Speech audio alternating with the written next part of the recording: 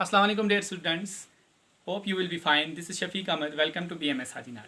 बच्चों, आज की वीडियो में हम क्या पढ़ने वाले हैं? आज की वीडियो में हम पढ़ने वाले हैं ट्रांसपोर्ट, मीन्स ऑफ ट्रांसपोर्ट। हम पढ़ रहे हैं आजकल जो मीन्स ऑफ ट्रांसपोर्ट हैं, तीन को हमने डिस्कस किया, आज आखिरी है चौथा एयरवे, इसको हम डिस्क्राइब करेंगे। बच्चों, ये class 7th geography chapter number 7 human settlement, human environment, settlement, transport and communication. Settlement को हमने कंप्लीट किया, ट्रांसपोर्ट आज हमारा कंप्लीट हो जाएगा बच्चों। तो आज हम बात करेंगे बच्चों एयरवे की। एयरवे क्या है बच्चों? जो आप देखते हैं कि जो आपके सरों के ऊपर ये जहाज़ वगैरह उड़ रहे हैं या आसमान में जहाज़ उड़ रहे हैं, बड़ी बड़ी एयर बसेस का यूज़ हो रहा है, तो इसको हम एयरवे कहेंगे। Fastest way of transport developed in the early 20th century. It is the fastest way of transport. आज तक जो हमने वे ऑफ ट्रांसपोर्ट डिस्क्राइब किए, ये इतने फास्टेस्ट नहीं थे, इतने तेज़ नहीं थे जितना एयरवे तेज़ है। तो अर्ली 20th सेंचुरी के में जो साइंस और टेक्नोलॉजी ने इतनी तरक्की की, साइंस और टेक्नोलॉजी की वजह से जो हमें न्यू मीन ऑफ ट्रांसपोर्ट मिला, वो था बच्चों एयरवे।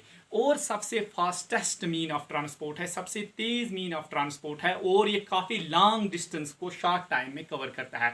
जहां हमें पुराने ज़माने में 4 महीने 5 महीने लग जाते थे समुद्री रास्ते से, फिर हम डेवलपमेंट हुई, रोडवे आया, रोडवे से जो ट्रांसपोर्ट आया, इसमें भी हमें काफ़ी टाइम लगता है एक जगह से दूसरी जगह जाने में। लेकिन अगर हम देखेंगे एयरवे जो हमारा है, ये लेस टाइम कंज्यूमिंग है। इसमें अगर आपको यहाँ से श्रीनगर जाना हो तो you have to need 40 minutes, आपको सिर्फ 40 मिनट की दरकार है। अगर आप रोडवे का यूज़ करोगे तो आपको 6-7 घंटे लग जाएंगे, लेकिन यहाँ पर आपको 1 घंटे से भी कम लगता है। तो आप इससे अंदाज़ा लगा सकते हैं कि 20वीं सदी के इब्तिदा में साइंस और टेक्नोलॉजी की वजह से हमको सबसे फास्टेस्ट मीन ऑफ ट्रांसपोर्ट मिला।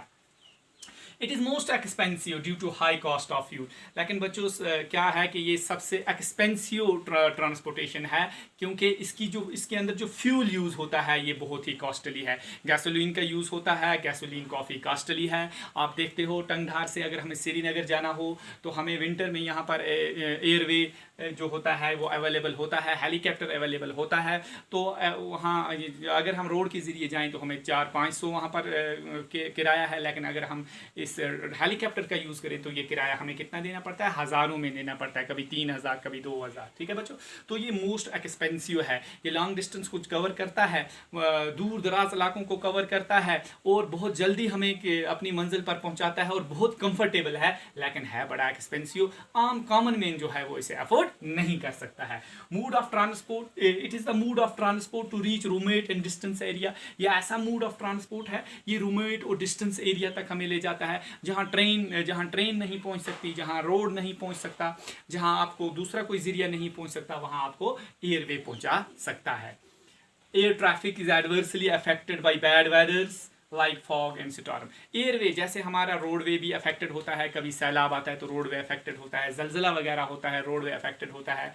इसी तरह लैंडस्लाइड आता है तो हमारा रोडवे अफेक्टेड होता है, रेलवे भी अफेक्टेड होता है। ऐसा नहीं है कि रेलवे अफेक्टेड नहीं है, तो वो भी बहुत ज़्यादा अफेक्टेड होता है इन चीज़ों से। लेकिन क्या वो कौन सी चीज़ें हैं जो हमारे एयरवे को अफेक्टेड करती हैं बच्चों? इसके अंदर एक ही रुकावट है। जब भी हवाई जहाज़ उड़ान भरते हैं तो मौसम साफ़ होना चाहिए, मौसम क्लियर होना चाहिए। अगर वेदर कंडीशंस फेवरेबल नहीं होंगी, फॉग होगा, स्टॉर्म होगा एटमॉस्फेयर के अंदर, तो ये जो हैं हमारे जो जहाज़ वगैरह हैं ये उड़ान नहीं भर पाते। उड़ान, आपने कई बार न्यूज़ में सुना होगा कि ख़राब मौसम के कारण उड़ानें रद्द कर दी गई। Helicopters are extremely useful in most inaccessible areas. Helicopter जो है ये इनएक्सेसिबल एरियाज, जो जिन एरियाज तक इंसान की पहुंच नहीं है, जिन एरियाज तक दूसरा कोई ट्रांसपोर्टेशन हमें अवेलेबल नहीं हो सकता है, हमें मैसर नहीं हो सकता है, तो वहाँ सबसे यूजफुल जो है बच्चों वो है हेलीकॉप्टर।